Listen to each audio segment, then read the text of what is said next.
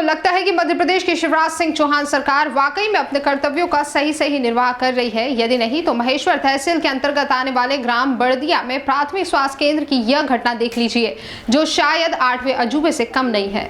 जी हां, हम बात कर रहे हैं मध्य प्रदेश की महेश्वर तहसील के अंतर्गत आने वाले ग्राम बड़ोदिया में स्थित इस प्राथमिक स्वास्थ्य केंद्र की, जहां पर पिछले 8 वर्षों से बिजली नहीं थी, जिसके लिए कई बार यहां के डॉक्टर व अन्य पदाधिकारियों ने बिजली कंपनी, जिला प्रशासन के वरिष्ठ अधिकारी और मध्य प्रदेश सरकार तक को अवगत करा दिया, लेकिन व्यवस्थाएं नहीं हो पा रही थी। यहाँ बिजली की व्यवस्था नहीं होने से सारी व्यवस्थाएं गड़बड़ाई हुई थी।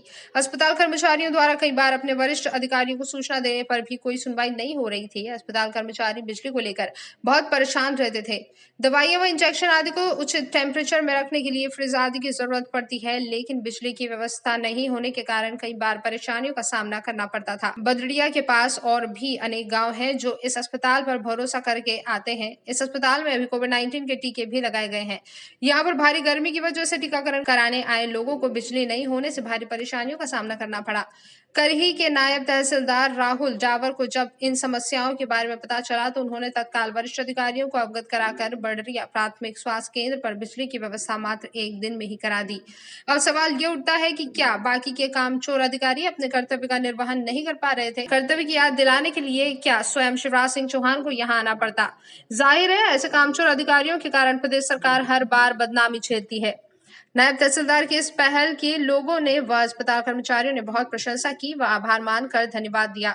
प्रदेश सरकार को चाहिए कि किसी वरिष्ठ अधिकारी से इस पूरी घटना की जांच कराकर इसके लिए वास्तव में कौन अधिकारी दोषी है, उन्हें तत्काल दंडित किया जाना चाहिए, ताकि ऐसे कामचोर, मुफ्त की सरकारी सुविधाएं और तनख्वाह लेने वाले अधिकारियों को सबक मिले और वे दोबारा ऐसी गलती ना करें। एक्चुअली मैं आज इस मैटर पे बात करना चाह रही हूँ कि हमारी पीएससी पे पिछले 8-9 सालों से लाइट नहीं है और लाइट ना होने की वजह से हमें काफी असुविधाओं का सामना करना पड़ रहा था।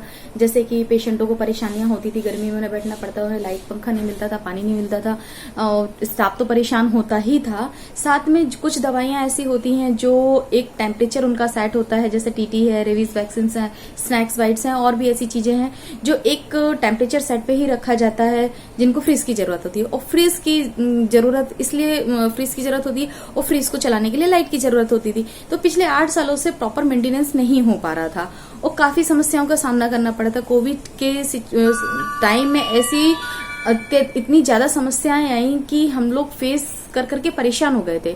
फिर थोड़ा सा एक हमारी जिंदगी में एक उजाला बनके मिस्टर राहुल जी आए, अपने माननीय तहसीलदार साहब जो इस टाइम करही में पोस्टेड हैं और हमारे एरिया को बखूबी देख रहे हैं। उनसे 1-2 बार बातचीत की गई इन चीजों में, तो उन्होंने इस चीज को थोड़ा पर्सनली लिया, देखा कि भाई कैसे क्या परेशानी है, देखते हैं। तो 3 तारीख को वो हमारे यहाँ पर्सनली बुलाने पे विजिट पर आए।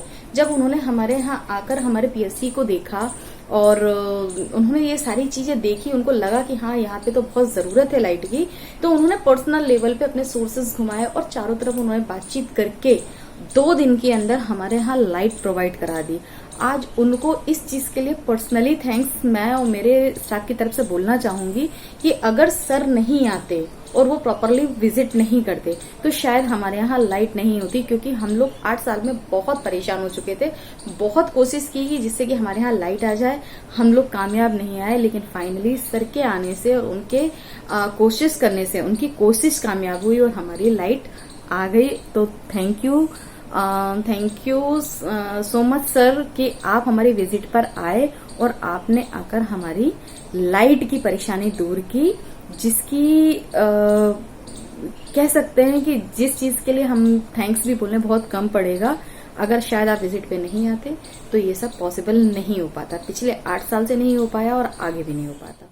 दोपहर न्यूज के लिए महेश्वर से अशोक कुमार शाह की रिपोर्ट।